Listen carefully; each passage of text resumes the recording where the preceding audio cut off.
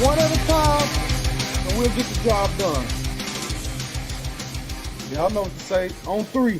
1, 2, 3. And the home of the Jets.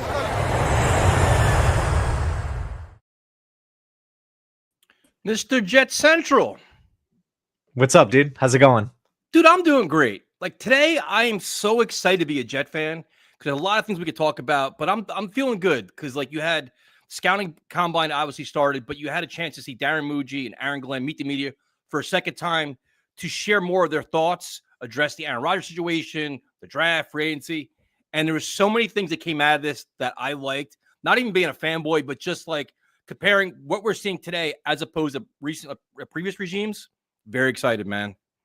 Totally, man. Totally. I mean, Darren Muji didn't, have any like bold statements or crazy like firework types of quotes, but that to me is exactly what the Jets need. Just calm everyone down. I mean, you knew the media too. They were like asking about Aaron Rodgers. They brought it up. I think it was 3 separate times.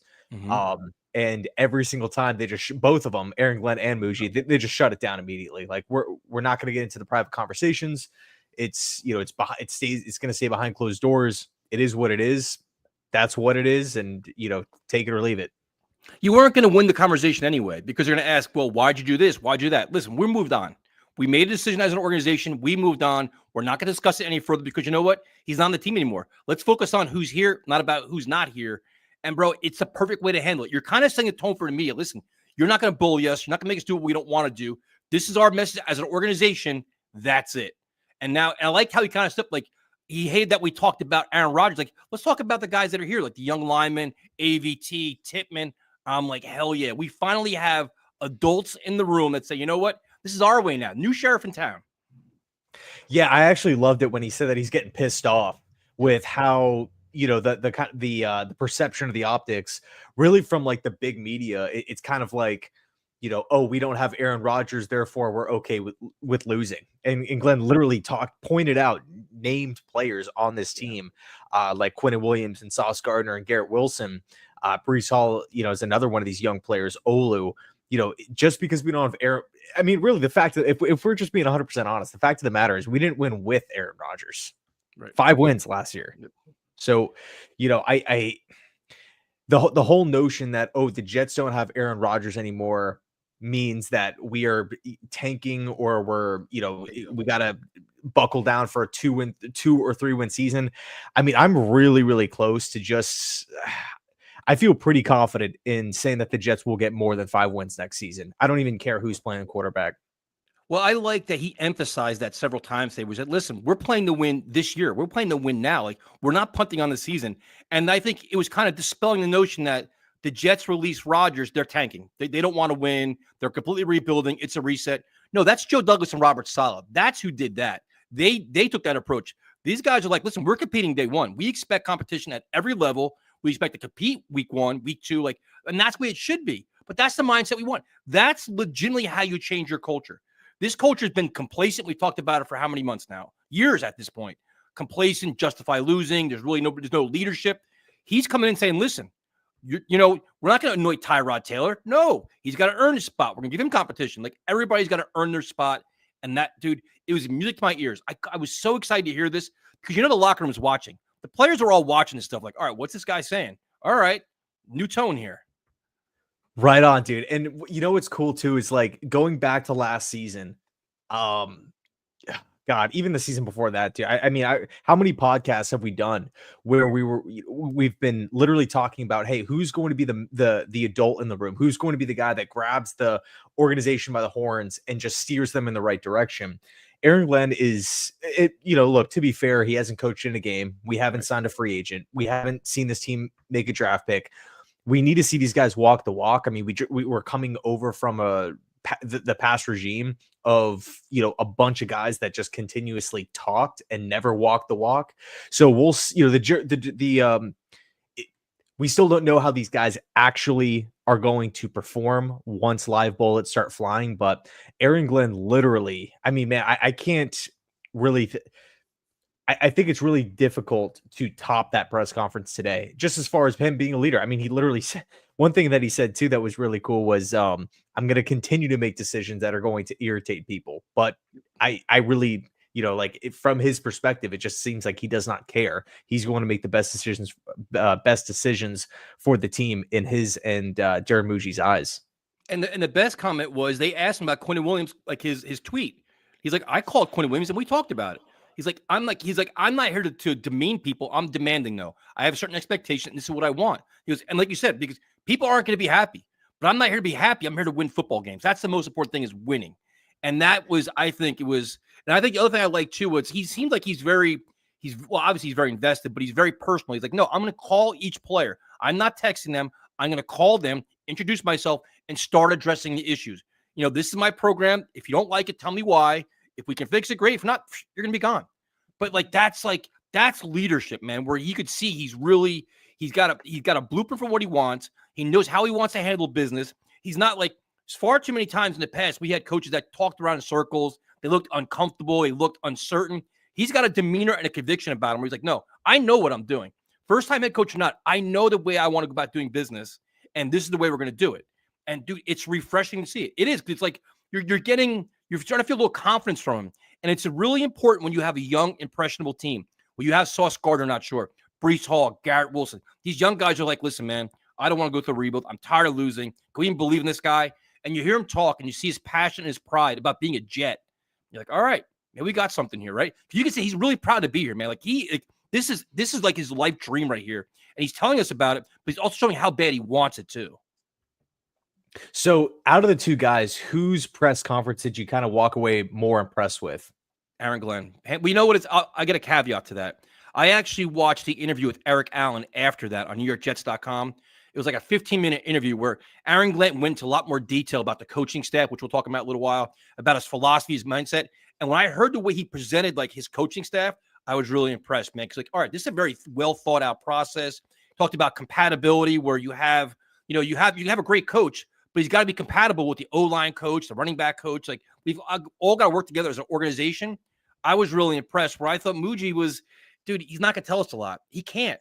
He's not going to share his free agency plan. He's not going to say, I could trade up, I could trade down. Like, what is he going to tell us? He can't tell us much, but he can show that he's deep into evaluations and how he's going about doing his business.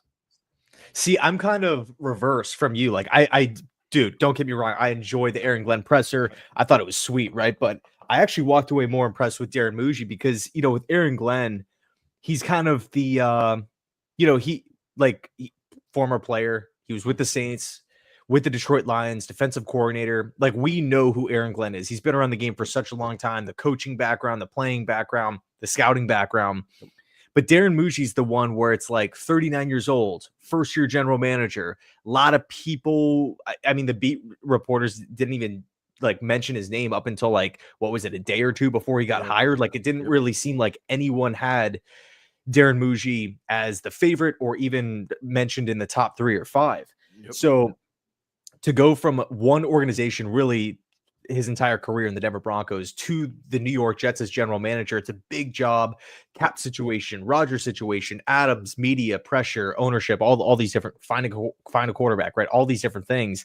To step in and again at 39 years old, and just kind of, I don't want to say put the media in their place, but he, to me, in today's presser, and not to over exaggerate or over dramatize it, right? It's just a combine press conference, but I was really impressed with how he just kind of strong armed or stiff armed the media with hey, I gave you my piece about Aaron Rodgers. If you have questions about the scouting department or, what we're going to be looking for in specific players, I'll tell you, but we're not going to be getting into specifics. We're not going to be getting into private conversations. The Tyrod Taylor thing popped up, and I thought he gave a great answer. When Devontae Adams came up, I thought he gave a pretty good answer, saying that he was on the team right now, but it's a situation that the team's going to address. He didn't look rattled. He didn't look, he didn't look like he was backed into a corner or he's scared to give certain answers or details. I felt like really, man, Douglas, Ulbrich, Saleh, Hackett, at times they were just complete panic mode or, in some cases, you just kind of feel like they're lying to the media. With Darren Muji, he's kind of sitting up there, not necessarily like on a high horse, but just like, I know who I am. I know the process. It's going to be a thorough process between me and Aaron Glenn. We know what we're doing, and everyone can just relax. Yeah, and I think that's really well said. I think they came off extremely well prepared. Like they're both in sync, but they're well prepared, and they have it's like like you said it perfectly, a well thought out process. Like, listen, you guys can question us. We know what we're doing. We know what our plan is. We're not going to show it to you right now because we don't have to. We'll show it to you when free agency starts. We'll show it to you when the draft starts. We'll show you week 1 in September when we play a football game. But the conviction they have and the comfort level they have in like explaining their process, explaining their mindset was very refreshing to me. Now, I want to go into the coaching staff a little bit because did you see the interview with Eric Allen or no? No, I haven't, but I was actually going to, just to kind of piggyback off your point, I wanted to get, well, I guess it kind of bleeds into this too, but right at the end of the, or I think it was like midway through the Aaron Glenn presser at the podium, he talked a little bit about Tanner Engstrand and how he's ready to be an offensive coordinator. And I think that's people's, biggest question right now. Is this young guy who's never called plays, or never called plays at the NFL level? Is he ready to take on this big job with the Jets, where there is a question with with quarterback, there is a question with right tackle and tight end and wide receiver, and overall depth? Really, the numbers are what the numbers are, but you think of the New York Jets over the last 5-10 seasons, it's defensive football. It's not offensive explosion. It's not lots of points. It's not blowing teams out. Tanner Engstrand has a lot of responsibilities on his plate. We don't want to see another Mike LaFleur kind of experience. That's the big question. Is he ready? And I love how Aaron Glenn literally hit on that exact point and said, hey, I was with him in Detroit, and I do believe he's ready. What was kind of your takeaway on that answer? Well, that's mentioned, as K-Dude mentioned it. I watched the interview with Eric Allen. He actually went more in depth about that. I highly recommend every Jet fan. It's like the 5th quarter interview after the press conference. They had on Connor Rogers, who was great, but they had on Aaron Glenn and Muji. And he talked about Engstrand had a lot of responsibility that he had to prepare game plans to maximize potential of everybody in the offense. Like, hey, how do you maximize the running backs? How do you maximize tight ends, the wide receivers? Like, how do you make the most explosive player they can be so I can incorporate it into the game plan? So he had a big role and responsibility in terms of developing this offense. And then he handed over to Ben Johnson. And he said, watching him work like that, he knew that he was at the point he's ready to be an offensive coordinator, 100% ready for it. He says he's going to be innovative, creative. He's like, it's made me feel really refreshed hearing that, especially when he mentioned his ties to Steve Hyden, who I was worried about him. I'm like, listen, man, tight end coach, no O-line experience. This is ridiculous. And Aaron Glenn went into such detail. Listen, I watched them firsthand work with not only tight ends, he worked with the tackles. He worked with blocking. He knows offensive line blocking inside out and backwards. He's very comfortable with it. He's a very good technician and explainer of it. I'm like, wow. And they have chemistry. His big thing was compatibility, where like Engstrand and Hyden know each other. They're already that familiarity. Aaron Glenn knows both of them. Like, they had this little system here where it all made a lot more sense. And as he explained it, I'm like, you know what? I'm not saying eliminated questions because still it's all new. They haven't practiced yet. They haven't played a game. It'd be like, all right, they do have a vision for this. They do understand what they want and what they're looking for. They're not going to explain it to us now like we're going to be a run first team, whatever else, but they have a good feel what they want to accomplish year one. For sure. And Caden, I think, is spot on here. Aaron Glenn loves setting the tone. 100%. And for context, right? Like, we keep mentioning it, but we haven't seen a practice. We haven't seen a free agent signing or a game or a press conference after a loss, or how does this team battle back from adversity? How do they handle an injury? Just things like that. Like, all this stuff is, still in front of the team moving forward, but through whatever it's been, a month and 2 press conferences, you gotta, man, to me at least, I'm loving every word that these guys are saying. I think a lot of the moves that they've made so far, whether it's just something as simple as a response to the media or the Aaron Rodgers decision, just, really anything, it's very similar to the things that I would do. So I personally, I feel really, really comfortable with where we're at. Again, nothing is done, nothing is accomplished, but I really feel like these 2 guys, like they're not taking the job lightly. One thing with Joe Douglas, and I was talking about this in the video that I posted earlier, but you kind of felt like, or at least I felt like, a lot of the moves, the majority of the moves that JD made, it's all short term. Like, does this player fit? Yes or no? If the answer is yes, we're going to sign him. If not, the answer, we're not. There's no there's no rundown of hypotheticals. Well, what happens if this player gets hurt? What happens if this player doesn't fit the system? What happens if the learning curve is taking longer than expected? There's no insurance policies. There's no plan Bs, right? With JD, how does this implement the cap a year or two down the road? How might this impact the future draft or a future free agent? Or, how might this move affect someone that's already in the locker room? It just never really felt like the organization ran through these different questions. It was all just short-term, head down, kind of closed-minded way of moving, like navigating through the NFL process. But Darren Muji and Aaron Glenn in both press conferences today and in the intro press conference a month ago, they've both talked a lot about the long-term build and the just attention to detail. We don't necessarily, the season's not, the NFL's not ending after this season. It really feels like they've signed these long contracts. They're looking at the roster and they're saying, hey, we understand that this is a big job here. We're not going to try to panic and take shortcuts to try to get back to the playoffs as soon as possible. Of course, that's the goal, but we're not going to try to undercut the process, which I really respect. No, I love it, dude. And the other thing I liked a lot was you saw a little bit of Aaron Glenn's scouting background too start coming out when he started talking about players he's looking for. And they asked him about with Eric Allen, about defensive backs and quarterbacks and all these things. It was just like he can go and listen, I want speed, I want this, I want athleticism, I want a guy that has attention to detail, a guy that's committed to the game of football, loves the game of football. He's like, I'm going to push him and prod him. See, how bad do they want this? Do they want it bad enough to be a Jet, or they just going through the motions to collect a paycheck? Like he has that.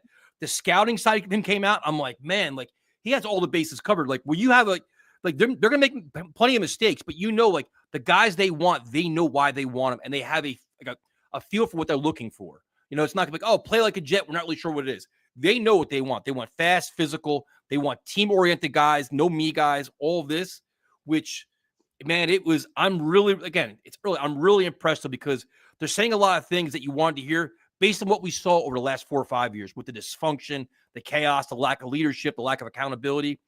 This is going to be a no-nonsense team. He talks about it. We're going to be a blue-collar team. We're going to work hard every friggin' day and every Sunday. May not get the results, but it's a team you can be proud of. And the funny thing is, for all the people that wanted Rex Ryan to come back because he's proud to be a Jet and he's fiery, all this stuff, you're seeing probably a more mild-mannered Rex Ryan here with that passion and pride and the energy he's bringing to the building. I think he's bringing a lot of energy, dude, to the table right now. Yeah, dude, me too. And to kind of reflect on the old regime, I mean, yeah, you said it best, right? What does play like a Jet even mean? What were the Jets good at on the offensive side of the football? What were the Jets good at on the defensive side of the football? What was their identity? What was their vision? The answer is I don't know for all of those different things. It's just show up to practice and make plays, look better, try to win football games. That's, to me, that's not how the Ravens operate. That's not how the Eagles or the Chiefs or the Bills or the Lions or the Packers operate. It's just not. Great teams know who they are. They know their strengths. They know their weaknesses. They're realistic. They're open about everything. And again, looking back at this past regime, there was just way too many questions. And it really, and again, not to get too far ahead of myself here, or to, whatever, sound like a homer, because who knows, maybe things fall apart, right? We just have to be realistic based off of just what we've seen this past and heard this past month. Things have sounded really, really good. And I love how Aaron Glenn and Darren Muji too, they're hitting on the exact weaknesses, leadership, vision, identity, how we're going to play in detail. They're hitting on all these points, which were major, major question marks, not putting one player above the team under, the last regime with JD, Saleh, and Ulbrich. So I love how they're really just kind of nailing those bullet points, because it really makes you feel as a fan, because this is what you've been talking about, on recap videos, and you you're watching videos, you're reading reports. It really feels like they were Jets fans last season watching it all unfold, and they know exactly where this team has struggled. So that's really, really cool. No, you're exactly right. They came in prepared, knowing what they're taking on. They know the task at hand. They're not being blindsided by anything. They knew about Aaron Rodgers. They knew about the defense is now a mess because there's so many missing pieces there. They know what they got to clean up. The other thing I forgot to mention before, like the whole Steve Wilks thing, where some people didn't like the hire. He's like, Steve Wilks looks at defense exactly the same way I do. We have the exact same vision, the exact same mindset, very similar philosophies. He's got no filter. He's a very hard-nosed guy.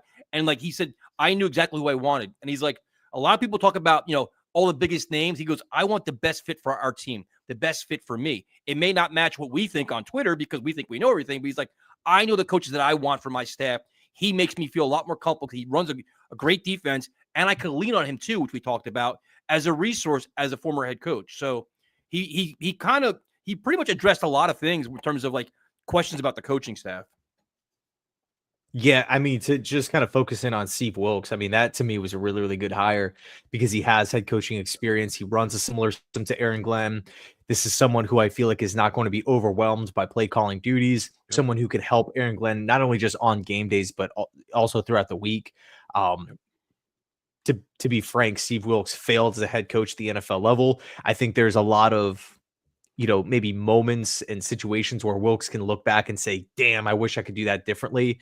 Yep. Here's how I'm going to help Aaron Glenn if this situation pops up again, whether it's maybe developing a player, something to a certain player, game planning, preparing the team for a primetime game. Maybe it's a Thursday night game. Maybe it's a lunch, whatever the case is, right? Yep. You just have that experience. And I think, that was really, really important with a first-year GM, first-year head coach, first-year OC. We got to get another former head coach in the building somewhere, somehow. And that, that choice was, Steve Wilks. And also, too, with the front office, Rick Spielman is kind of the Steve Wilks of he's the guy that has the experience. He's the guy that's going to be helping, Darren Muji be that sounding board. I don't think, the decisions with Darren Muji, they're going to run through Spielman and he's going to green or red light picks and stuff. But I think it's, Spielman's kind of that shadow GM, that guy, kind of lurking in the background. Hey, this to me makes sense. This I don't really think makes sense. And then the Jets will just, kind of adjust and move forward, like that. No, very well said. I completely agree that having Spielman in the mix really makes me feel a lot more comfortable as it's like a forum. They can all bounce ideas off each other. Okay, as an organization, this is a good idea. This will work. This will not work. Any questions with contract negotiations or maybe salary cap issues, he can help you out there. Now, the one question I have for you is this. We're less than 3 weeks away from free agency, which is going to be a great time. Now, a lot of teams are trying to get their players locked up. You saw the Bills today with Shakir. Do you think the Jets get proactive and try to make a move to keep Garrett Wilson or Sauce Gardner? Saying, you know what? Young, they keep talking about we want to keep our young players. We want to keep talent here. We don't want talent to leave. Do you send a message to the locker room by locking one of these guys up long term? Like, you know what, Garrett? We think you're ready for it. We know you're a piece of the puzzle. You're the only receiver we have right now, to be honest. But, do you get him done as a statement like, listen, we know what we're doing. Here's a guy. Or do you say it's a prove it year for everybody? Great question. Great question. That's what I'm here for. The fan in me wants to, of course, bring everyone back. But I think based off of what we've seen this past season, there's not a player on the roster where I'm like, if I'm Darren Muji, ideally I would like to see, how maybe Garrett Wilson and Sauce Gardner perform in their new schemes. Before I hand out a big money, like if news comes out tomorrow that the Jets are re-upping Garrett Wilson on a 3 or 4 year contract worth big time money, of course I'm going to be really, really excited. But if they don't, I'm not going to sit here and panic and say, okay, well, Jets don't want them. I think it's just last season was absolutely terrible in many, many, many areas. And I'm not going to sit here and blame the new general manager who didn't draft any of these guys. If he wants to wait, it's not like Sauce Gardner's, setting to hit it's not like he's going to be a free agent, and he's on the last year, like he's coming. It's not like a T Higgins situation, right? Where you have a new GM that has to deal with it. Like they're going to be here with or without a new deal. So I'm cool either way. Gardner to me has to prove it a little bit more. I agree. Because I think, because you can spin it like, okay, Sauce Gardner this could be the time. If you're the Jets, this could be the time to buy low, where you offer them a deal. And this is kind of how the Bills operate as well. They pay guys early, but they're not paying that top level price, but they're paying them, with the foresight of like, we really like this player, we like his skill set, we like how he fits, we envision him here for a long time. We're not just going to wait until that last possible second to re-up, because the cap goes up every season. Yeah. We know, it seems like players' asking prices go up every single season. Let's just get it done now and early. That way we're not paying the top end premium price for the same exact player who we know, whether it's today or a year from now, we want to keep around. So Gardner's interesting, because if Glenn and Muji really feel like, really with Sauce Gardner, I feel like it's going to come down to Aaron Glenn, because it's like, if he's looking at Gardner, his skill set the first 2 years, and he thinks like, man, you know what, in this style of system working with Steve Wilkes, he can get back or even ascend to new heights. Let's give him that contract extension now, coming off a pretty bad, yes, he had a good season for a corner, but a bad season for Gardner standards. There were a lot of issues, man, with tackling, with penalties, with not turning his head around, getting way too physical with the football in the air. Lots of issues.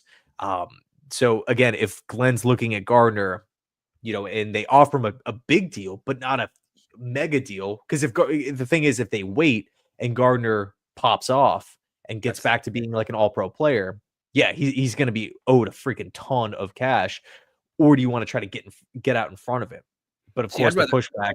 Yeah, I'd rather get out in front of it, to be honest with you. Like I'm kind of with you. I'm with where you're at, where it's like I'd pay Garrett before Sauce. To my opinion, like he's a young building block for your, a wide receiver that's going to be on the rise. He could be a building block for your offense. You don't have many others at wide receiver. He could be the leader for the next kid you draft, which you're probably going to draft one this year.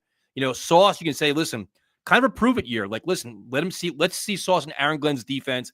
Will he turn it around, or will he go on like a little bit of a decline? Like, and then you want to see what Aaron Glenn's defense is, or what Steve Wilkes' defense is. Is it a man defense, or is it a lot of zone? Like, do they want to invest that much money in the corner position? But to me, I wouldn't mind getting Garrett done now, be proactive about it, because he has another monster year. I don't want to start going through franchise tags, and the price keeps rising. Like, and to me, it's a statement. Like, listen, this young nucleus is going to stay. Now, Breece Hall, a whole nother story there. Breece Hall's a different argument, because now it's, do you want to pay a running back? But Sauce and Garrett, you can make arguments to try to get them done. Me, Garrett before Sauce. Yeah, so I agree with the Breece Hall thing. And I think another thing to kind of point out with the whole Breece Hall, out of those three, we're fine at running back. With corner, we need help. With wide receiver, we need help. Those are two positions of need, where running back isn't really a big time need position. But Hall, man, like, I just feel like Hall should be we should be seeing more production.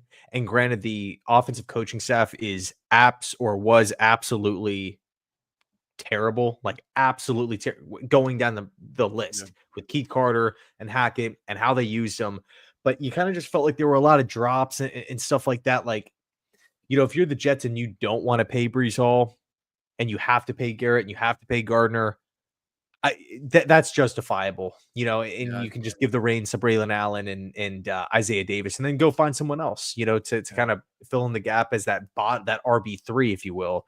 But aren't you curious about Breece though? Where like it seemed like the losing got to him though. It seemed like he just got demoralized, where he's like, "This is never going to change. We keep losing. I'm not getting 20 carries a game." Like, I think he just, not say he checked out, but I think it just got to him. Like the stink of the Jets finally demoralized him, where he's just like, he wasn't himself. You saw some bursts at the end of the year, but to me, it's just like, I don't know, with, like you talked about it, a better offensive staff, a better offensive line in front of him, that could help a lot, where you can get more space, more opportunities.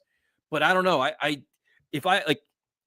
like Breece a lot, but if you have to pay all these guys, am I going to pay him $13 million a year to come back? Probably not. Where you can say, go, like you said, you go Braylon Allen, go Isaiah Davis, add somebody else. You're going to be quite fine. You're not going to, it's not an enormous drop off where that money can be spent to get your safeties, your linebackers, and everything else. Yeah, I'm with you. But I do feel like the losing got to Gardner, and I do feel like the losing got to Garrett. It really got to everyone. Got to me. Dude, it got to everyone, bro. Man, I'm just so happy we're moving in a new direction. I mean, again, we can go back and talk about the press conferences. We can talk about the players. We can talk about free agent targets and draft targets and everything. But that's I'll but that's the thing though. But that's the whole thing though. It's like, would you consider we're heading into free agency now? What 3 weeks? Not even, right?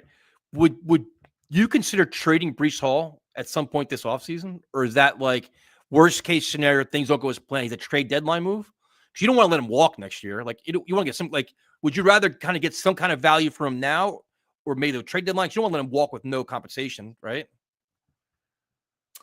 Yeah, I would look at the trade deadline, not before the season. I just don't like that message that it sends to the locker room. Of course, unless you get some crazy ass haul. Right. Like if someone is, oh, here's a second round pick for Brees Hall, What would be the 2 weeks least? before the season. What What would was be the that? least? What would be the least you would take? Before the season Yeah. or at the deadline?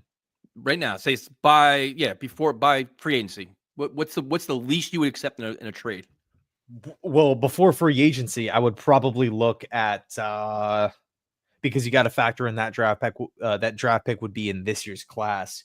I would probably let him go for a second or a third. That's what I'm at too. Third, you'd have to really convince me because I'm not. I don't know. Like I don't necessarily. I don't think it sends a great message to the locker room, and I feel like Braylon Allen can step in as RB1, and I would like to have an extra player in this year's class, especially in those middle rounds, because that's really where I feel like you know you can get some solid value in the like, bro. We can literally go with take your pick, a corner, a receiver, QB, whatever, like in round one.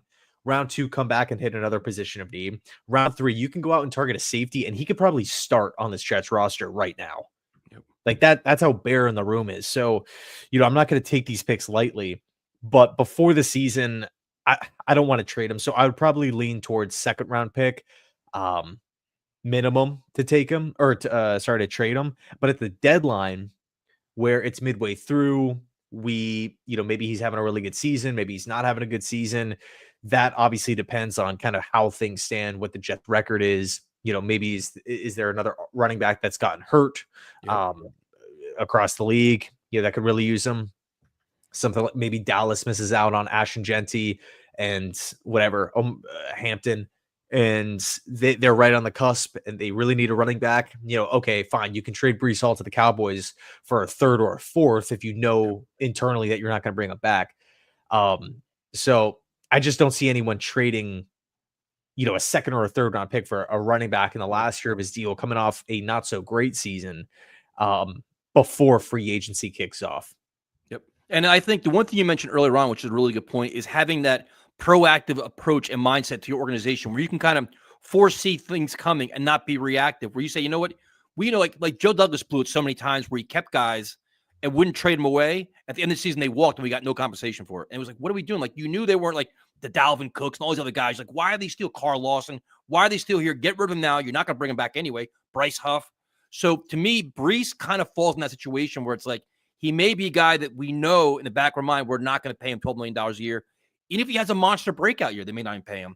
So it's like, all right, then if you know that going into it, say, you know what, we'll keep him now until the trade deadline. See how he plays. If Braylon Allen is playing very well, and Isaiah Davis he's kind of expendable. We be proactive and ship him now and get your compensation instead of waiting and getting caught, kind of caught without anything. That's what I'm kind of hoping this organization, they have a vision of what they want, how they want to construct their roster, looking forward to salary cap, the values of players, these young players, and how you want to allocate your resources.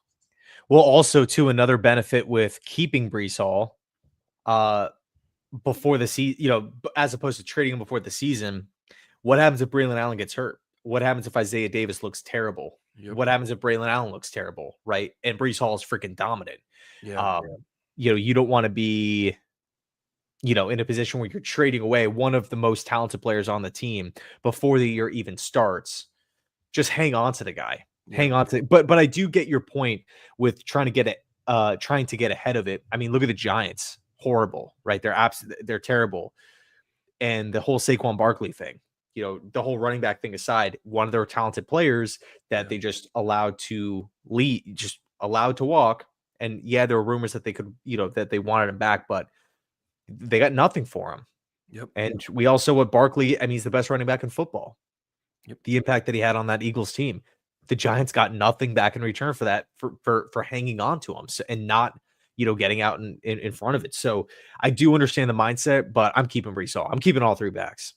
So now we have free agency around the corner, which we're talking about. What do you think right now, minus quarterback, is the Jets' biggest need? Like, what would you see as priority number one, first phone call you make that you got to address as soon as possible? As far as what, free agency or the free draft? agency. Free agency. Yep. The first call that I would make if I'm the New York Jets is probably to Javon Holland, free What? safety from Miami. Come, you and the safeties, bro. You and the safeties. You're killing me. This is not the solid defense where they don't value. Say, ask Aaron Glenn if he values the safety position, and I bet you he'd laugh right in your face. Like, he'd be like, "Dude, what are you talking about?" Of course. I mean, look at the Lions defense and how well their safeties not only just performed but developed over the years. I mean, they invested Brian Branch, Kirby Joseph. Yep. That's a big part of what Aaron Glenn wants to do on the defense side of the football. But the counter is, okay, what would your first call be? I'm thinking, to be honest with you, I understand what you're saying about safety. We don't have anybody right now. We need two of them. I think my concerns before that are run stopping, defensive tackle, but ahead of that, I want wide receiver too. I want a wide receiver because my personal feeling is with Lazard and Devontae Adams gone, we have nobody after Garrett Wilson. And if you want to start building up this offense around some kind of quarterback, you've got to start adding talent. You're probably going to draft a kid. Maybe if you get a kid at 7, great. But I still want another guy there. I want to have three legitimate receivers in case, God forbid, Garrett Wilson gets hurt. I don't want to have an offense where we're sitting looking like, oh my God, we have like Gibson, Corley, and 2 guys we signed yesterday as our starting wide receivers. I want to get this offense to like an NFL standard, and I want to start like this year now and not wait. If you had to allocate money, I understand the defense is a problem. Completely understand it, but the offense, we have no tight ends and we have no receivers. So I want to add those pieces as fast as possible. But what's the answer to your question with who's the first person that you would call? That's a great question. Maybe Slayton. I don't know. I'm looking. I gotta. Darius Slayton. Yeah. You're laughing at me for suggesting Javon Holland, the top safety on the market, who would be a great fit in this style of defense. Who's 25 years old. And you're talking about Darius Slayton. I like Darius Slayton, but no. I see what you're saying with wide receiver, man, because if Adams and Lazard go, dude, it's gonna be a desolate wide receiver room. But I as the days are going by here, I'm thinking McMillan. I'm thinking McMillan, dude, could be totally realistic at pick number 7. He would be a great fit alongside Garrett Wilson. Yep. I mean, that's fine. Like, I need receivers and I need tight ends, dude. Like, and again, the defensive tackle, to me, like, I understand the importance of safety, but to me, it's like defensive tackle and wide receiver ahead of that. But sorry to cut you off, but so I agree, as those are maybe bigger needs that are very, very important to the team. But when you look at the wide receiving free agent room or pool, it's not good at all. There's some T. Higgins stuff, but the Jets aren't going to be in the T. Like, you have teams that are freaking going to offer T. Higgins a ton if he hits the open market. New England, Carolina, right? Not to mention he could just re-sign with Cincinnati. So outside of T. Higgins, there's really not that go-to wide receiver that you're going to hand out a big contract to. And then defensive tackle, who would that option be? Levi Onwuzurike. Okay, he has the Glenn experience. He's young, but is he really the best run stuffer around, or is he more that get in the backfield, affect the passer? And I think he's more so in that range. Yeah, but you look at the defensive line though. It's completely barren. You look at all the guys that are going to be leaving. Reddick gone, Lakey Fotu's gone, Solomon Thomas is gone. Like, look at all the pieces that you're missing now. Like, it's going to be a decimated group. I mean, you want to obviously hope that like Leonard Taylor steps up and guys like that, but you don't want you got to add some meat to the bone, don't you think? You got to be concerned about it because, like, we talk about the game starts in the trenches, offensive line, defensive line. The Jets' defensive line's a mess right now. Right. But, even though it's a mess, sorry, I don't know if you guys can hear that. A motorcycle went by. Even though the defensive line's a mess, you could only fix it with available players. Right. or guys in the trade block. So again, going back to your question, who's the number one guy that I would call? Javon Holland, in my eyes, is a game changer at the safety position. He's like the premier. Like, to me, I think Holland has the potential to be one of the best safeties in football. I Okay. think early on in his career, he was on the cusp of being like a star safety. Um, and he also fits the timeline. But with D tackle and wide receiver, I don't know what the Jets can do in the short term free agency to say, like, okay, this is that mega chess piece, that Right. checkmate style of move where it's like, here's a 4-year deal, paying him whatever he wants, and it's going to impact the team. Like Slayton, and you can throw out different guys' names, like Jerron Reed at defensive tackle, Yeah. Hill, right? Like there are like system fits. There are guys that I do think would be, awesome fits for the Jets for sure, but not to the point where that's the first guy I'm going to call.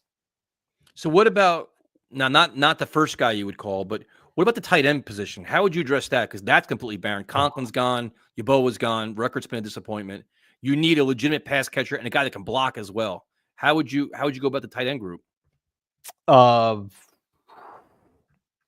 Difficult, man, and this is where the whole Tyler Warren thing comes into play.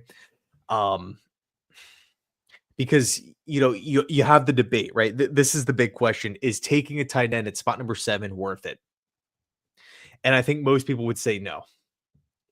You look at where Brock Bowers literally was considered a top 2 to 3 tight end prospect of all time, and he went 11. And we all saw what he did, right? So I don't think Tyler Warren is on Brock Bowers' level, but with tight ends are a really unique position because it's like edge and left tackle, where in quarterback, where it's like great tight ends, top 5 tight ends, they don't become available.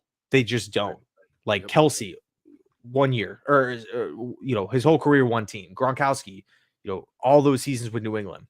And if it is a situation where that great tight end is moving, it's like you're going to have to pay a lot for him as far as like a trade, like TJ Hawkinson, where you actually have to give up like a huge, like a big, big time package in return.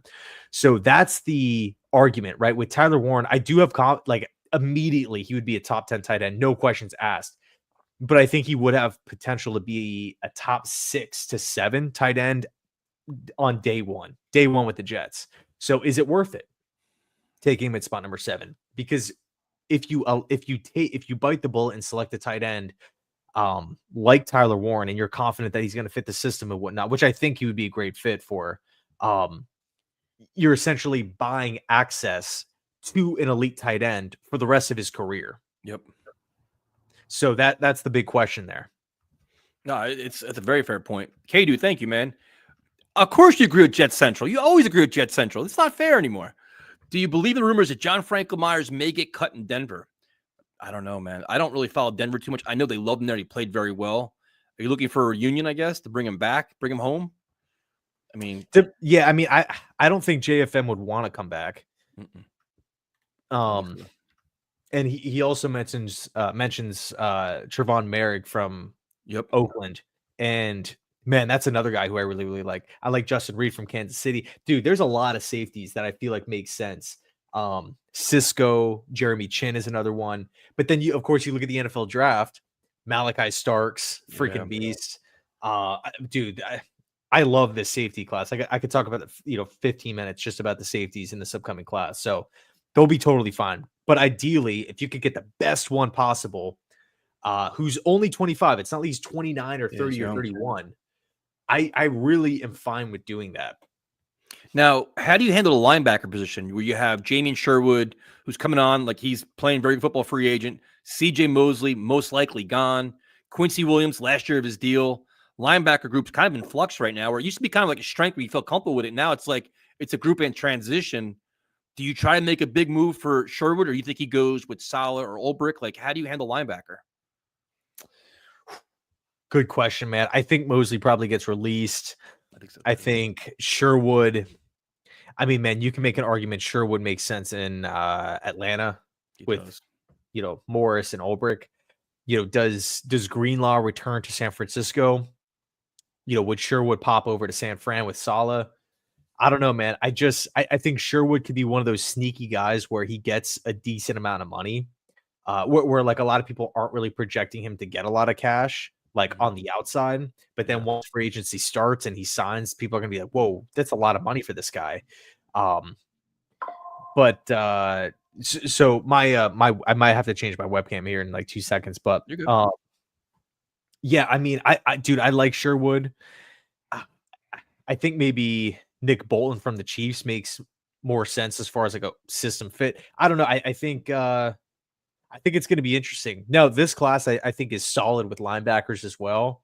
But one of the things too, which is unfortunate but realistic, I don't care who you are, you're not going to no matter what team you are, if you have as many needs as the Jets do, with multiple receivers, D tackle, right tackle, tight end, two safeties, another edge rusher, corner two, potentially a linebacker, and quarterback, you're not going to get A pluses at every single stop. Right. You have to pick and choose. Okay, where are those guys that we're going to throw the money at?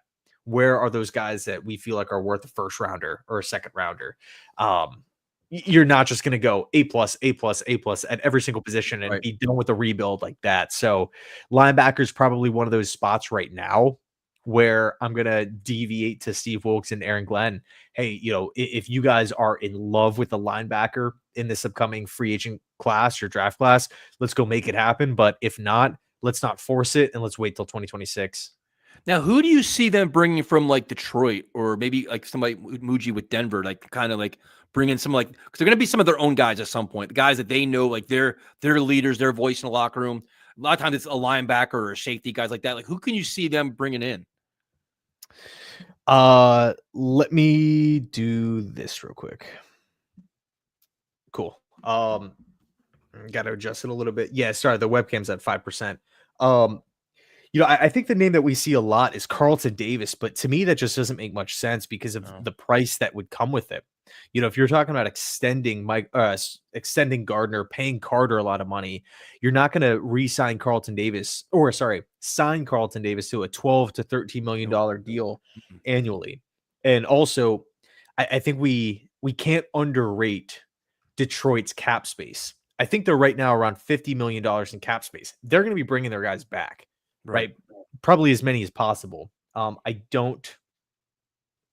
don't really think that they're going to, have this incredible season, franchise breaking, record breaking season, and just saying, okay, Ben Johnson, see ya, Aaron Glenn, see ya, all these different coaches, goodbye.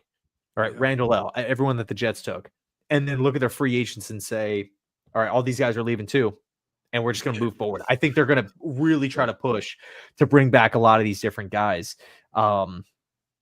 So I don't know if I had to probably say, I think Levi Onwuzurike makes sense, but again, you ideally would want to get that big time run stuffer in there as well. Yeah. Denver's interesting. It's tough, man. To me right now, I think there's probably not one guy who I'm going to put above the rest or put above players from other teams. Right. Yeah, but that's just my take. That's just my take. No, it's interesting because you got to figure they got to bring in some of their own guys that we're not aware of that are going to be like their messengers. They're like their quiet leaders that are going to be like Aaron Glenn's voice in the locker room. Now, what would you do at right tackle? Because a lot of people were disappointed that Morgan Moses wasn't going to come back reportedly. If I'm Morgan Moses, if I'm only played one more year, I probably want to go to a winning team. I want to try to go for a Super Bowl title. If I'm the Jets, while you respect what he is, he could be like a Band-Aid stopgap guy.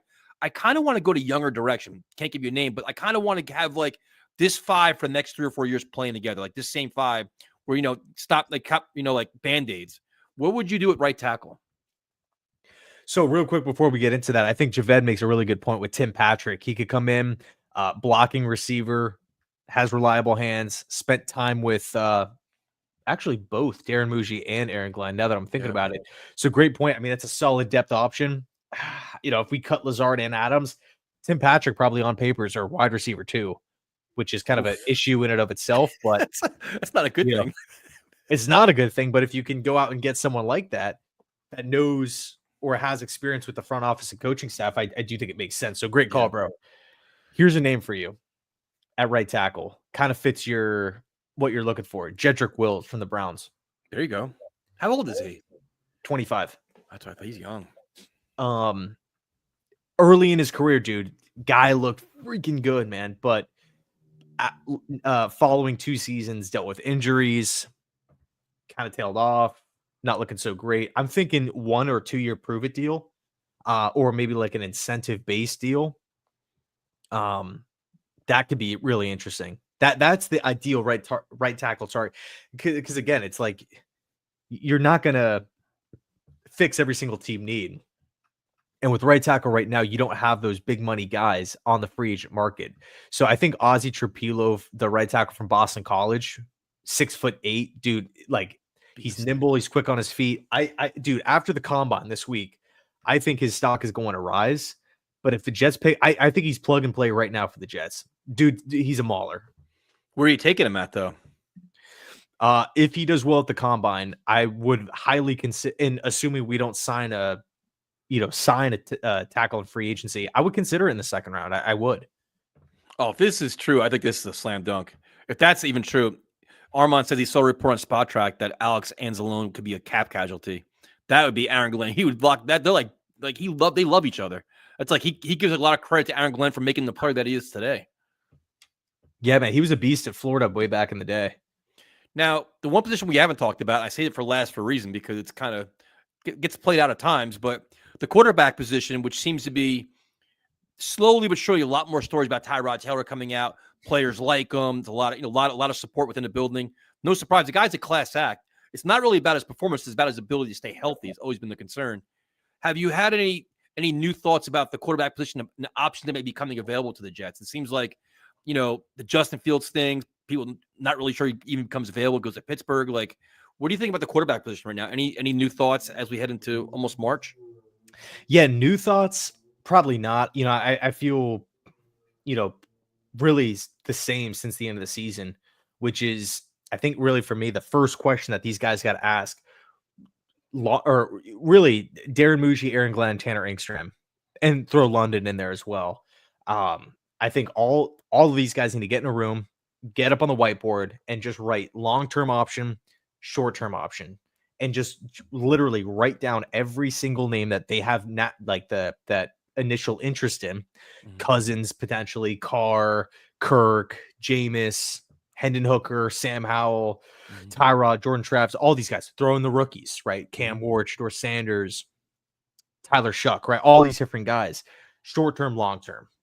And then from there, you just grade them and you say, okay, well, based off of the price or based off of, the draft position, is it worth our value? And if the answer is yes, then make a play for him. If the answer is no, then you just pass.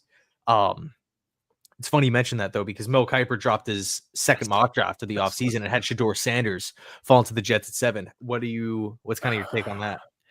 I don't think that's going to happen, first of all. I'm not the biggest Shador Sanders fan, to be honest with you. I don't like to take a quarterback in the first round. It's got to be a no-brainer, slam dunk. You feel great about it, and I don't feel great about it.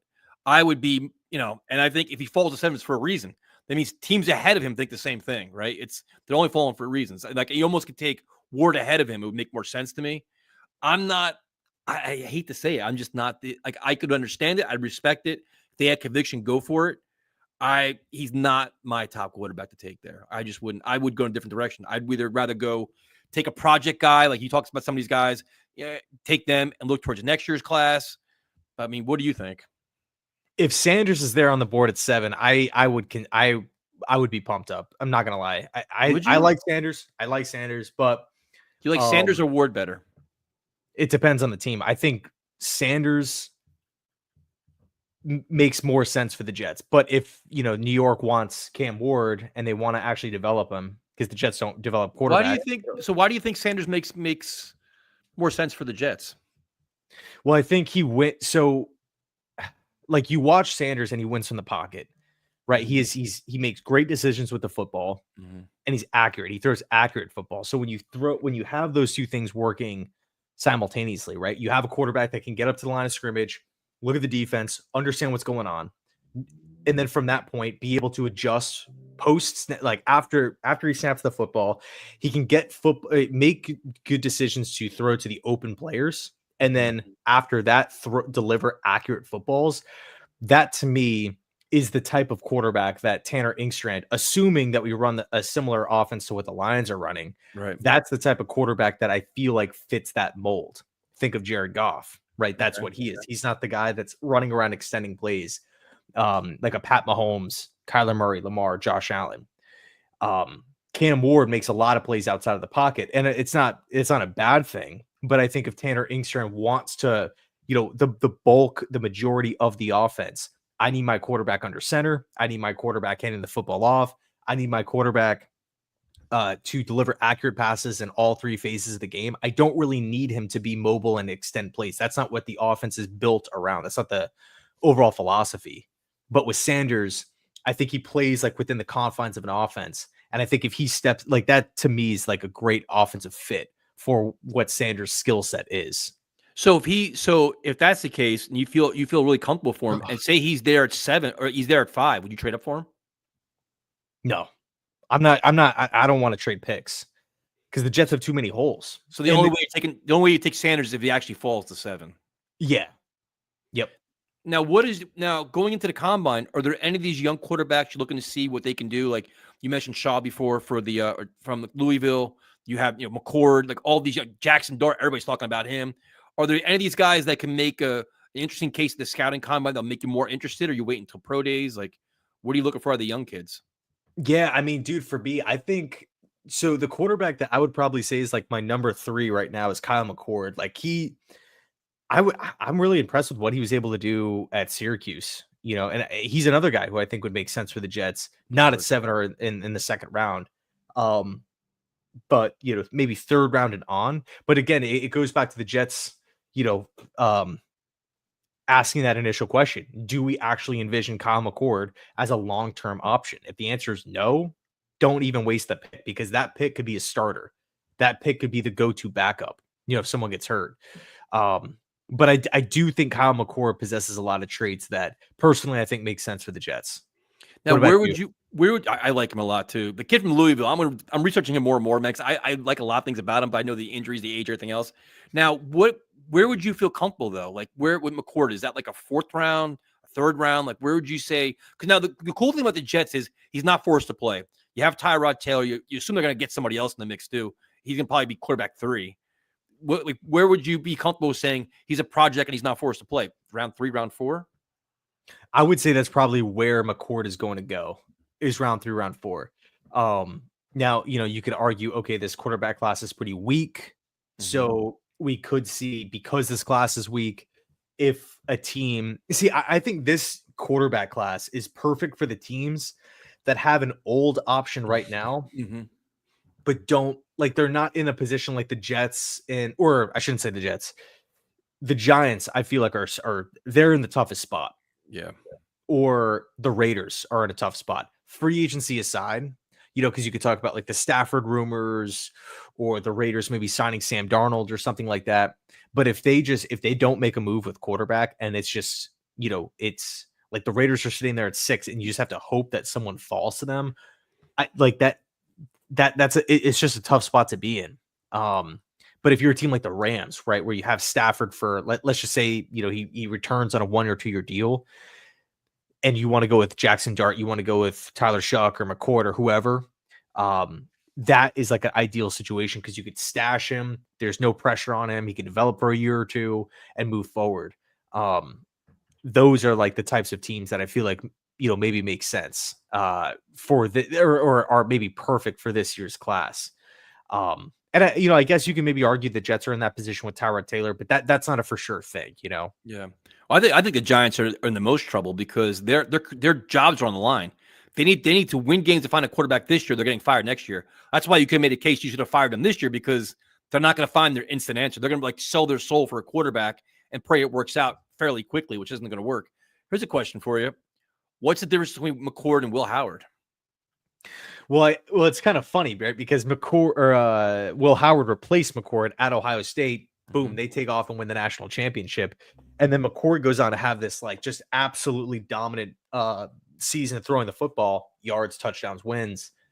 I mean, he really turned around Syracuse, of course, with Fran Brown. But I would say the difference for me is McCord probably right now is the more accurate quarterback. And I think based off of how many times he was asked to throw the football last season, it was pretty impressive to see because people can talk about like maybe the arm strength or the turnovers with McCord because he did throw double-digit turnovers. But it's like, look at the passing attempts. Look how many times they asked McCord to drop back compared to a Will Howard, where you have freaking 5 stars blocking for you. You have 5 stars at wide receiver. You have Chip Kelly calling plays. You have Jim Knowles calling the defense. Judkins, who's another NFL player, is going to be, or was their running back. The system that Ohio State ran was kind of run first. Will Howard manage.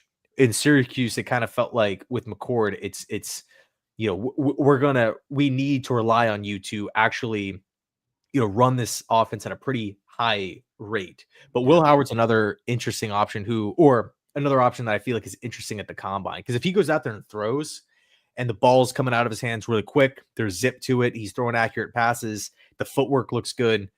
Because, bro, I was a huge Will Howard fan back at Kansas State before he went to Ohio State. I thought that was a slam dunk transfer. And he was one of the top transfer quarterbacks. But at this point right now, I feel better about McCord than I do Howard at the NFL level. Here's one for you from your favorite guy, Oscar the Grouch. Who is your favorite offensive line prospect in this draft? Offensive line as a whole, like tackles and guards? I guess so. Good question. So my favorite is Ozzie Trapilo. I just love his game, but I don't think he's the best. I think Membu's really, really interesting. I still feel like Will Campbell is great. You're looking at these mock drafts and you're seeing Will Campbell go 4 to the Patriots. And it makes sense because it fills a need, kind of, protect Drake May. But I think Will Campbell's best situation is like left guard. Mm-hmm. And I don't think that left guard is, in my opinion, worth taking at 4 unless you have like a Quentin Nelson there. And I don't think Campbell's better than a Quentin Nelson. So, I like Will Campbell. I think Will Campbell makes sense to the Bears at spot number 10, where you have some options at tackle and you need to fix the inside. We'll draft Will Campbell and just slot him right into left guard. But I do like him. I like Membu, who also can play maybe right guard and bounce out to right tackle. Depends on how you view him. I think Simmons is pretty underrated from Ohio State too. Here's one for you. What is a day 2 or 3 wideout you'd like to see Glenn Amuji draft? He likes Resfro from Miami. Yeah, dude. Resfro's he's a gritty player. It's interesting, right? Because the day 2, day 3 wideouts for the Jets just typically they just don't really pan out, right? With the Elijah Moores, Denzel Mims, Stephen Hill. Jason Morrow was a tight end, so he doesn't really count, but still, same bust. yeah, dude. Man, I know there's more like mid-round guys that we're missing. Oh, you got Chad Hansen was a bomb. Then you had the other guy. Was the Ardarius Stewart? Yeah, dude, that's another one. You remember Jalen Sanders from Oklahoma? Yep. There was another one from UCLA. Oh, damn it! I know exactly what you're talking about too. I could see him. Devin Smith's another one. Yeah, dude, good call on Devin Smith. We could play this game all day. Bro, Malachi Corley, obviously I'm hoping that he bounces back, but Shaq Evans, that's it. Shaq Evans, yeah. But no, Restrepo, he's interesting. I would I think it'd be pretty cool if he winds up with Cam Ward at the next level. Yeah. For me, I think day 2 or wait, was the question day 2 and day 3 or or was it round 2 and round 3? Like round 2, day 2. I don't know, man. I think this class is not the best for wide receivers, if I'm being 100% honest. Ideally, I think you probably go with McMillan at 7. Yeah. And sign maybe someone like Slayton and hope Corley bounces back, because all of a sudden, if that's the case, you're looking a little bit better. But yeah, no one really strikes me as like starter right out of the gate for this Jets team outside of yeah, there's really no one that is screaming like, okay, this is a must-have target for me, unless someone falls Yeah. like Matt Golden or someone who can like line up on the outside. Because people will talk about like Luther Burden, who's like super explosive, or like Abuka from Ohio State. But with slot, I feel like I'm okay there. I'm looking for the wide receiver 2 on the outside. Yep. And I just don't Exactly. feel like there's many of those guys that are going to step in and actually be someone that's going to cause defensive coordinators issues. No, it's exciting, man. It's like the draft is so much fun, but then it's like we got free agency first. We got to kind of see what we do in free agency, see what kind of holes and needs are filled there. It may change your plan in the draft based on what you get. You never know. So it's gonna be fascinating, man. I saw the one question about this. If Stafford requests a trade, do you think the Jets should make a trade or at least try? No. I think it's a Yeah, I'm terrible going to fit. say no too. It's a terrible fit for the compensation, the price tag. It's not a win now team. We just spent an hour talking about all the different holes we got to fill and things like that. I think the whole win now thing was the last 2 years. I think we got to change our vision now and find more long-term answers that are more economical, I think, right? Yeah, and it's also short term, right? It's and you're in a position where you're having to give something up. The Rams aren't going to just flip them for a fifth or a fourth. Yeah. You know, would you be comfortable trading away a second and maybe a 2026 third? If that would like if the Rams would even accept that. Plus $45 million a year you got to give him. He wants a new contract. He wants huge money. It's just not the right move at this time for this team, unfortunately. Like, people mention Sam Darnold. That's not going to happen. Stafford's not going to happen. Like, a lot of these names you can kind of like watch up. Now, the last guy we could talk about is Justin Fields, who seems like some people are kind of like torn on him. Like, is he a good fit? Not a good fit. He's not a passer. He's a runner. Does he stay in Pittsburgh? Does he not? And then the money, like how much money would he command on the open market? Would it be, could it be a bidding war? Would you want to get involved in that? Well, that's the thing too. It's like with Fields, man, I like, and I was talking to my buddy about this the other day. He's just like, bro, you can get Fields for so cheap.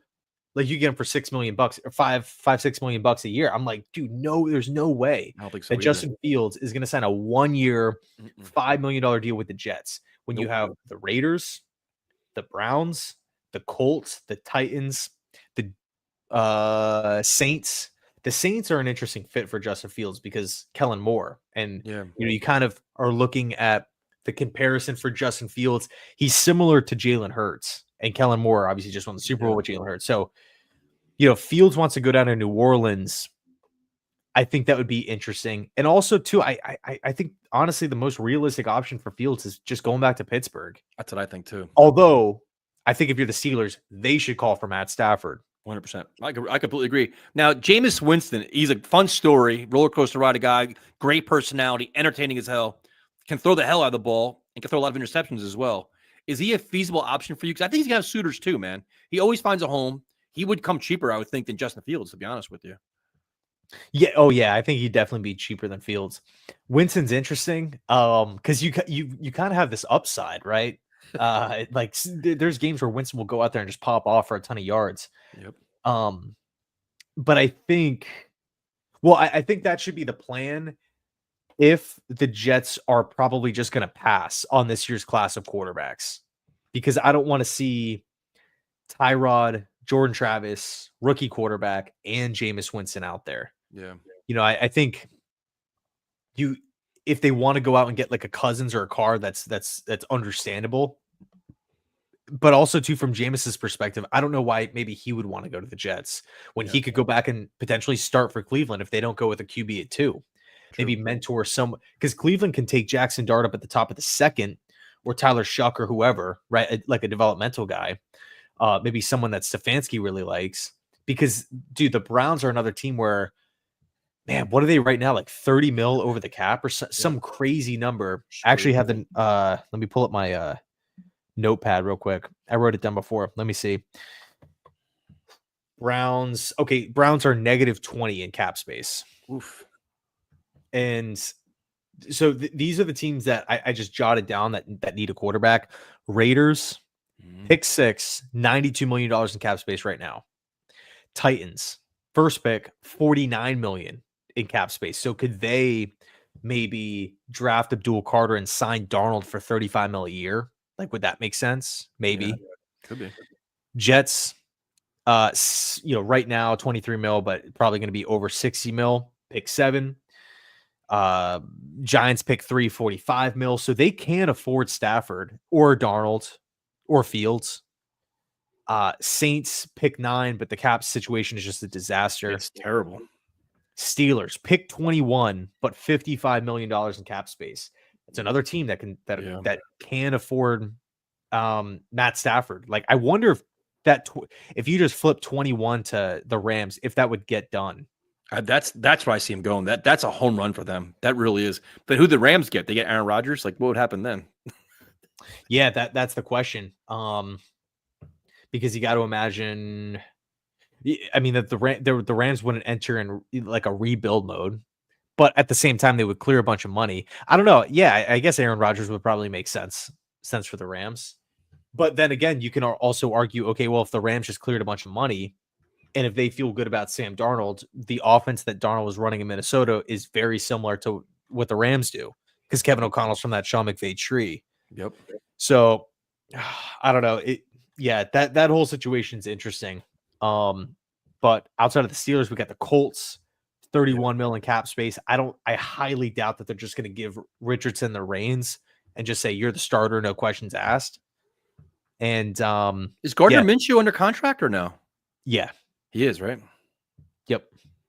I always liked him for some reason, like a feisty guy. Not a great quarterback. I always like watching him play though, because he's just so crazy. When he's streaky as hell, but he's fun to watch. Yeah, he was really impressive with the Colts a couple years ago. Yeah. So we covered a lot, dude. I don't know how the hell this show was an hour and 15 minutes. I thought it'd be like 45 minutes. We'd be done. We covered a lot of different. Is there anything else you got to cover here? Any more thoughts on that genius mind of yours? You rattle off somebody's stats, dude. Like, now, how much of the combine are you going to watch? Are you going to watch all the workouts the rest of the week? Like, how much attention do you pay to it? Like, are you talking physically watch it, like sit down and watch it on TV? Mm-hmm. I don't know. That obviously, I have to kind of see like what the schedule is looking like for this, this week. I've had a lot of stuff going on these past couple of days, personally. So I don't know if I'm going to be sitting. I'm going to rewatch it if I don't watch it live, and stuff like that, because I really like to form kind of my own opinions on everybody. Mm-hmm. But I'm not a big combine guy. No. Like the combine, the private workouts, the pro days, Senior Bowl, Shrine Bowl, that stuff to me like is dwarfed by like how they looked in college. What's interesting is the interview process. Like if you get reports like coming out of the combine that like pick a top 10 pros, like any one of these like random guys that are projected to go in the top 10, mm-hmm. that they're like bombing in interviews and they're just falling out. They're falling down. Like they're not good on the whiteboard, or they are, there's maybe questions medically about someone, right? They don't know if they're going to pass a physical, and you start seeing guys tumble. Those are really, really interesting. But I think, the on-field stuff, I think for certain guys, like I'm not looking at the combine saying like, okay, this is a blank slate, impress me now. It's more so like I have my crop of players that I'm going to be specifically looking for to hit certain numbers in certain areas. Like, for example, Will Johnson from Michigan, the corner, really good prospect, right? But the big question is speed, 40 time. If Will Johnson goes out there and freaking tanks the 40 time, he's falling in this draft. Right. But if he goes out and has a really, really good 40 time, that's going to like solidify him in the top 12, like 100%, no questions asked, because that's the biggest thing. Trey Amos, right? A corner from Ole Miss, one of my favorite players in the draft, same deal, 40 time. What is it going to be? So specific workouts for specific positions. Yeah, I'm not like a huge combine guy. I watch it. Like I'll watch certain like position groups. I'll get interested in like usually edge rushers, receivers, like all the run. But then I just kind of I do the same thing you do. I research for like medicals, and then kind of make any shocking news, like character issue, not a good interview, kind of like roast people the wrong way, those kind of things where he's kind of like arrogant about things. Then you start like, all right, as you start marking things down. So, well, first of all, thank you guys for joining us. We've been bouncing around times like the last 3 weeks, been like noon this day, noon that day. We've kind of, hopefully we can get back on track, 7:00 every Tuesday. So next week will be on Ian's channel. We appreciate all the support. And then I guess next week we've got to really get into free agency, Duke. So we're gonna be right there. tampering period's right around the corner, and we can start arguing about players and salaries and everything else. Are you expecting the Jets to be super active on day one? Nope, I'm not. I don't think they will. And now I think they're going to go. It's going to be. I just don't think so. I think they're going to sit back and wait, see what the market dictates to them because they're not going to be active big spenders. They're not going to chase big names. You made a really good case for Holland. If they really love a guy that much, they may be trying to make that aggressive move. I think they sit back a little bit and let the market fall to them. Yeah, and I'm not. So I love Holland, right? But I'm not like if he's out of the Jets price range or there's a bidding war or whatever, which I don't think there's going to be, just based off of like how NFL teams have kind of paid the safety position over these last like 2 years. I do think he's going to get a sizable contract, but if let's just say he misses out, it's not just, let's shrug our shoulders and throw our hands up. Free save. We can't do anything about safety, bro. You can pivot, dude, because there's so many safety options. You can go get like Justin Reed at strong safety and then draft a free safety. Yep. Xavier Watts, your boy from Notre Dame, or something like that. Sign me up for that. No, and that's the thing. Like to me, free agency is not about day one. It's about the entire process. And every year with Joe Douglas, he wouldn't do nothing on day one. Day two, he makes 2 moves and he's a genius. And he won the draft. He won the free agency. It's like, I'm curious to see what their vision is, who their first phone call is, how they approach it. But I don't think they're going to chase any big names. I think they'll be methodical, more not bargain shopping, but like quality over quantity. You know what I mean? Like I think they're going to look for guys that are in their range but solid players and probably get more value that way. But I don't know. We'll see. I mean, it's going to be interesting. Maybe they go for the big splash. I don't see it. Like, what's the guy? Who would the guy be? Let me. Yeah. Yeah, dude. I feel you. I think the big thing with me is age, because I don't want to see the Jets, like you said, bargain bin shopping. I don't want to see the Jets sign like a bunch of 31 to 34-year-olds on 1-year deals under 10 mil. That to me is not like smart roster building. No, but I'm saying you get guys that are like mid-20s that are hungry young guys on the rise that you're not overpaying them. You're getting good quality instead of overpaying for that big name everybody knows and loves. That you're going to get 1 or 2 years out of them. Like I'm looking for like more like guys, just not diamonds in the rough, but just more. How do they say it? Like what's the kind of a player that we have now? Like I don't know. I can't even give you a name. Like Simpson, like guys like that, like guys that are like unheralded guys that not everybody's familiar with, but they're hard-nosed, gritty, tough players that produce that aren't going to command a big paycheck. Yeah. Yep. Totally. Let me run this by you real quick, and then we can wrap it up if you want. All right. Let's go. So Javon Holland was on a either podcast or YouTube channel. Say that again. Go ahead. No, go ahead. I'm kidding with you. No, like you legit cut out. I didn't hear what you said. But so he was on a podcast or a YouTube channel, and he listed off the things that he was looking for with his new team, because it's very, very, very unlikely that he's back with Miami. Number 1, a detailed and experienced coaching staff. An honest culture, men leading head coach, a team that wants to win, and leaders that want to lead and set examples by their actions and not by their word. Do you think the Jets fit that or no? Except for the experienced. Well, Wilkes is experienced. If you go for that, the coordinator's very experienced. I'll send you a Holland highlight video later, and by tomorrow you're gonna be like, dude, Jets should call him. I like him. I'm just like, safety's not my priority. It's like wide receiver, defensive tackle, linebacker. Like I'm more about the front seven instead of the back. Like that's where I'm at. But I understand what you're saying, especially with Aaron Glenn's defense. But if we just let's pull the Woody Johnson and talk about like a Madden rating perspective, right? If your wide receivers that you're looking at are like 74s and 75s compared to a safety that's maybe like a 90 or something, does that change your? But if my wide receivers are 74 and the rest of my roster is all 50s, I need the 74 because I can't deal with the 50s. That's my problem. It's a good point. Yeah, like we like Gibson, Crowley, and all these guys. I can't have a bunch of guys that know what the hell they're doing. I like at least somebody knows like how to run a route and catch a ball. I'm just worried about having a piss poor offense again. I just don't want to deal with it. Especially if you want to get a young quarterback in here. You want to have the pieces in place. Like say you get the young quarterback next year, have your receivers in place this year, let them learn the offense, and then you can all grow together next year. Like I don't want to, I guess I'm just scarred for so many years of bad wide receiver play. Yeah, no, dude, I hear you. I mean, there's been way too many drops and whatnot. So we will discuss. I guess Javon Hahn will be a discussion next week as I do my own film study now on him to to review him.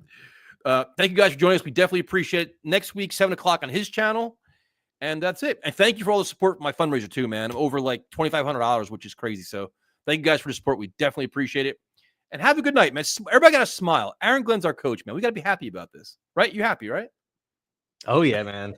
Definitely, definitely. A lot happier than I've been watching this team over the last, handful of years. Have a good night, everybody. Talk to you guys later.